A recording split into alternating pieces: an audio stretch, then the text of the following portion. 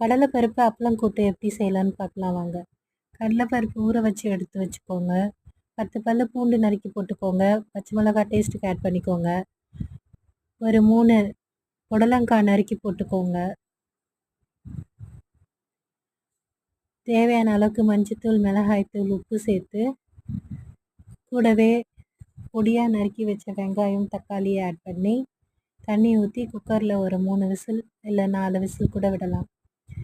வெந்ததும் எண்ணெய் விட்டு கடுகு, வெங்காயம், கருவேப்பிலை, கொத்தமல்லி எல்லாம் தாளித்து அதில் கொட்டிடுங்க. அதுக்கப்புறமா அப்பளம் பொரித்து அந்த அப்பளத்தையும் நல்லா நொறுக்கி ஆட் பண்ணி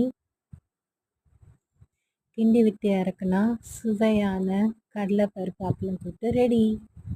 சைட் டிஷ்ஷாக முட்டை வறுத்து வச்சுக்கலாம், கருவாடு வறுத்து வச்சுக்கலாம்.